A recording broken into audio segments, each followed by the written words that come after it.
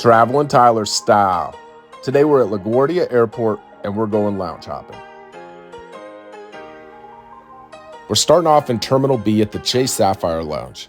In my opinion, this is the nicest lounge at the airport, and it's not even really close.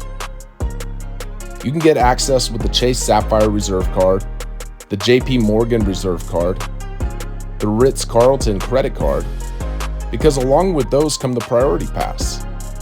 And if you show the Priority Pass with your boarding pass and one of those credit cards, you'll get access, but I don't have any of those. I have the American Express Platinum card and the Priority Pass that comes along with that.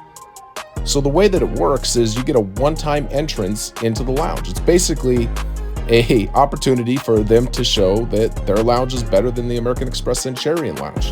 Then it renews after 1 year, so you got one crack at it a year to check out the lounges and see what they're all about. Ironically, the American Express Centurion lounge is right next door to this lounge. So it's kind of a credit card contest to see who has the best lounge at LaGuardia Airport. I've always been loyal to American Express, but it's really hard to argue with what Chase Sapphire has going on. Their lounges are incredible. It's 2 levels, open bar. I was drinking Tito's and Sprite. The food's pretty good. We're going to be looking at it closer in a minute. Just got a great vibe. I really like the bar area. It wasn't overcrowded. I mean, I wouldn't say it was quiet by any means, but it wasn't too bad. I believe you can also pay a one-time entrance fee of $100 or so, give or take. Don't quote me on that. And then if you have the Priority Pass, but it's already been used up in that year, I think it's like $75. I don't really know. The only thing I really know is this is definitely a lounge that you should have on your radar.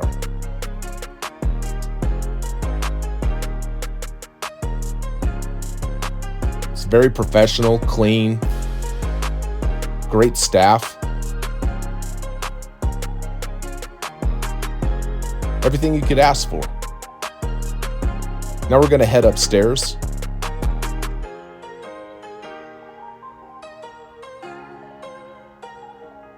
This is just another area to relax. More seating.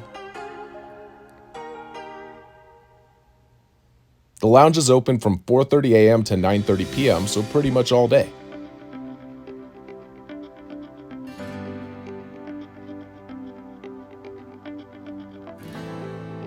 LaGuardia went from an airport that really wasn't very nice, and now it's one of the best after the renovation in 2022. I think this lounge opened in 2024, if I remember right. I was drinking Tito's and Sprite because that's how I roll. Now we're going to look closer at the food. I don't want to be critical because the lounge has so much to offer and it's really, really nice, but the food didn't overwhelm me. I mean, it was pretty good. But this is what you're going to be looking at for breakfast time.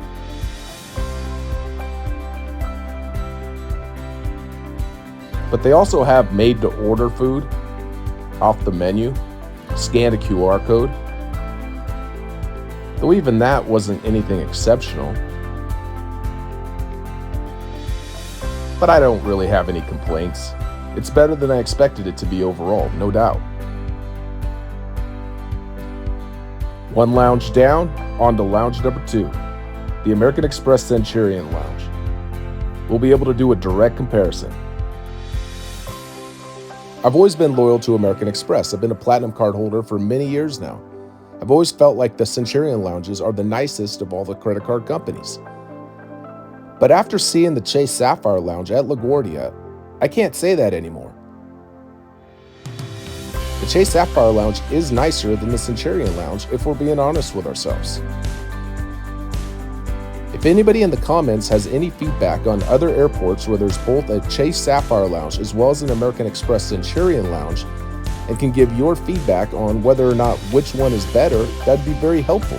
I want to know.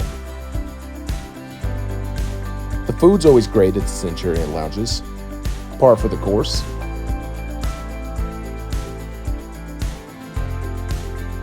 And this one is no different. I like the bar area. Drinks are complimentary. It doesn't seem as big as the Chase Sapphire Lounge, but it's still spacious. You can get a seat pretty easily. American Express recently announced that the annual price of the American Express Platinum Card is going to increase from $695 a year to $895 a year. That's pretty substantial.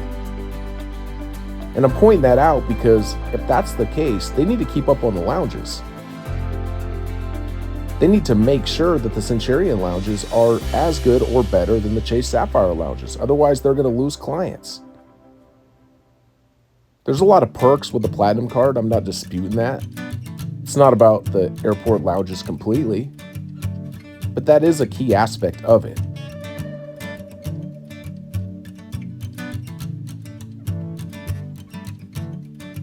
Two lounges down, on to lounge number 3.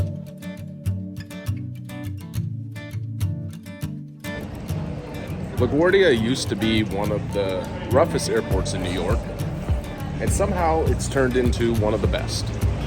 It was remodeled, 5 years ago or so, and they really stepped up their game. They have solid lounges, it's clean, it just feels new. That's why I'm doing this video. I'm trying to show you that LaGuardia went from being one of the most old, broken down airports that there were to one of the best. And it starts with the lounges. Now we're headed into the Air Canada Maple Leaf Lounge. The Air Canada lounges are always underrated, and it's just something that I've never fully understood. I recently did a video on SFO, and I mentioned that the Air Canada lounge is one of the best lounges at that airport. I just feel that way. They're kind of forgotten. They're overlooked. But that's great because they're never overcrowded. I got in with my Star Gold status through United Airlines. The food's great. It really is. Solid options. The only problem is this lounge doesn't have a bar. At least not when I was here. They don't serve alcohol before 11 a.m. here. So that's definitely a downside. That's okay, we're lounge hopping. We can just go next door to the United Club and have drinks. So I'm not really sure after 11 a.m. what the drink options are. Someone will have to tell me in the comments. But if you're coming in the morning, you're not going to be able to drink.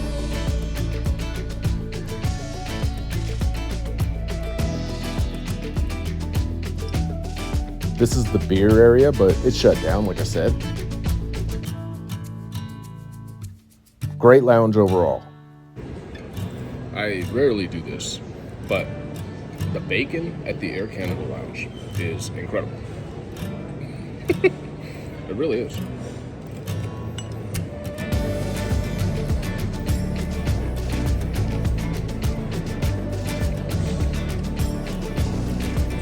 That's some of the best bacon I've ever had. And who would have thought? It's at the Air Canada Lounge at LaGuardia Airport. Go out of your way to go to the Air Canada Lounge and try the bacon. I'm serious though, I am. 3 lounges down on to lounge number 4. As you can see, the United Club is directly across from the Air Canada Lounge. That makes it very convenient to go from one to the other.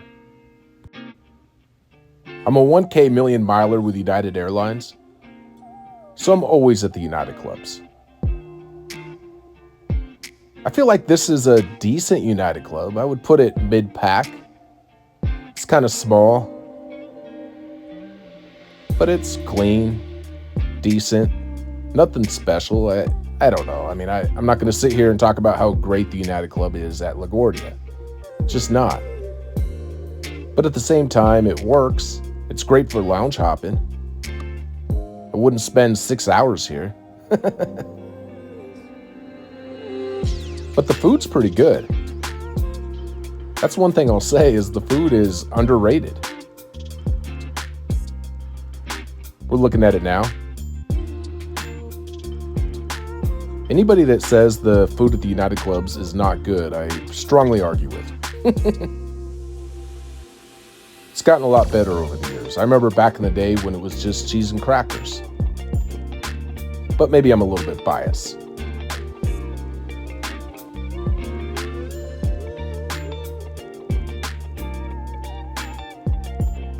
The house drinks at the United Club are complimentary, so that's what I drink. Evan Williams and Coke, Beefeater and Sprite.